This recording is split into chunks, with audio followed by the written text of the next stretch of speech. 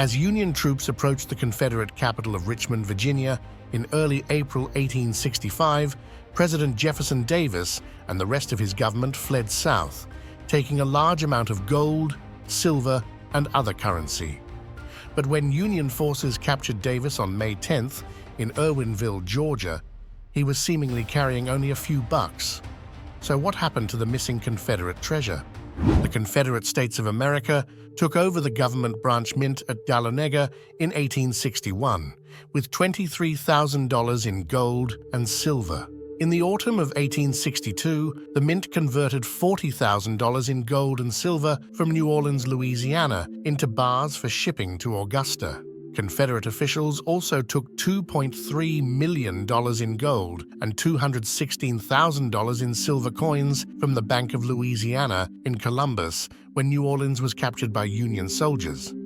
The story starts in Richmond on Sunday, April 2, 1865, when Confederate President Jefferson Davis got an urgent letter from General Robert E. Lee while attending a service at church. General Lee warned Davis that he had until early evening to load the gold onto the train and evacuate from the city or risk being seized by federal troops. 2 trains carrying troops and treasury were about to move ahead from Richmond's last line to Danville, Virginia. The first transported Davis and other Confederate officials, as well as the government's most crucial documents and other records. The second was loaded with all of the Confederacy's money reserves, including gold, silver, and other funds, as well as gold reserves owned by Richmond's banks, nearly $500,000 in gold, and a significant amount of donations. Given the tremendous cost of going to war, Confederate leaders began asking for donations. Women sent jewelry, and there were hundreds of containers full of gold and silver. As the Civil War came to its conclusion, Jefferson Davis transported Georgia's finest Civil War treasure by wagon. The state's basic industries included gold mining, coin minting, and trading. Rumors spread among Confederate veterans organizations that their fleeing commanders were carrying millions of cash when they evacuated Richmond. Such rumors were not exclusive to the South. Union leaders also valued the Confederate fortune to be worth millions of dollars, aiming to motivate federal troops searching for the fugitive Davis and his administration. The real worth of the treasure that departed Richmond, guarded by Confederate Navy Captain William H. Parker and his young sailors, will most likely never be discovered.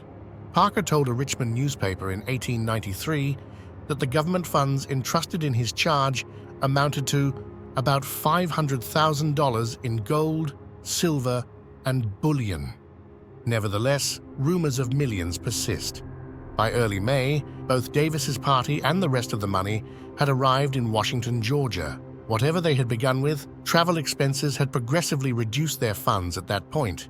His train, on the other hand, had some expenses. They had to pay $108,000 to troops who guided them near the Savannah River, plus $40,000 for supplies in Washington and Augusta, Georgia. Davis spent much of April 1865 on the run. Abraham Lincoln was assassinated on April 14th, a loss that the Confederate president grieved because he believed Lincoln would have been less strict toward the South than Andrew Johnson. On May 4th, after Davis and his few surviving advisors decided to disband his administration, they handed around $86,000 of the remaining Treasury funds to 2 Confederate Navy officers tasked with smuggling it out of the country to Britain. It never arrived there. That was that particular chunk of money that was truly stolen by someone. After depositing the Richmond bank funds in a local vault in Washington for safekeeping, Davis continued heading south with his wife, Verena, their children, and a few others. They split what remained of the Treasury's funds with a second group they planned to meet in Florida. Davis was arrested on May 10th by members of the 4th Michigan Cavalry.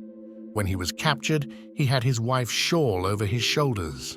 At the time, it was reported he dressed as a woman to avoid capture, but was later said to have been wearing it due to his severe sensitivity to cold weather. Most importantly, Davis had only a few dollars with him when he was caught, raising the long-standing question of where did all the money and gold go. Some claim that when Davis was surrounded by Union forces, they took the entire money for themselves. Some believe the military gave it over to the government. There are additional claims that the treasure was dumped or smuggled into Lake Michigan, while others believe it ended up there by accident. Before Davis was captured on May 10, 1865 at Irwinville, practically all Confederate assets were believed to have been dispersed to pay returning soldiers. The Richmond banks left about one-third of the remaining funds in Washington, Georgia. A Union detachment set out to reroute this gold to a railhead in South Carolina, but on May 24, 1865, robbers in Georgia attacked the wagons, which had halted for the night near the Juggernaut plantation in Lincoln County. The cache lost $250,000 in total. Bank officials later recovered about $111,000 of the stolen funds. Union Commander Edward A. Wild conducted a search for more gold in the area and became well known for arresting and torturing the Juggernaut family, whom Wild suspected of hiding gold but proved out to be innocent. As a result, Union General Ulysses S. Grant dismissed Wild from his command. Many people believe that Robert Horatio George Minty, a brigadier general in the Civil War, worked as a railroad attendant after the war and was in charge of transporting the wealth to Michigan for Union soldiers. It is said that he took some to have a necklace created for his wife and sent everything else on a ferry. The ferry's crew would later have to push it off the boat during a storm, forcing the boxcar with millions of dollars in treasure to sink to the bottom of the lake. According to another story, banker George Alexander Abbott was on the verge of death in 1921 when he confessed to his family that he stole Confederate gold. He claimed he hid it in a boxcar being carried across Lake Michigan. This story was passed down through the family, but is it true? There is another story about Confederate gold. Confederate troops on parole during the American Civil War discovered a little amount of gold in the Gulch in 1864, but later they called Confederate Gulch one of Montana's best gold prospecting areas. It is also documented that the Confederacy effort in New Mexico was severely depleted of raw materials for war industry. The supplies had to be imported by a Union soldier from the southern United States or from abroad and were frequently paid for in gold. Emperor Maximilian is claimed to have loaded 15 ox-drawn wagons with $10 million in gold bars, silver, jewelry, and other valuables. Large amount of Civil War gold was allegedly lost in Dents Run, Pennsylvania. A fresh chapter in the Dents Run gold legend began when FBI agents and state officials discovered buried gold in Benezet Township, Pennsylvania, just off Route 555.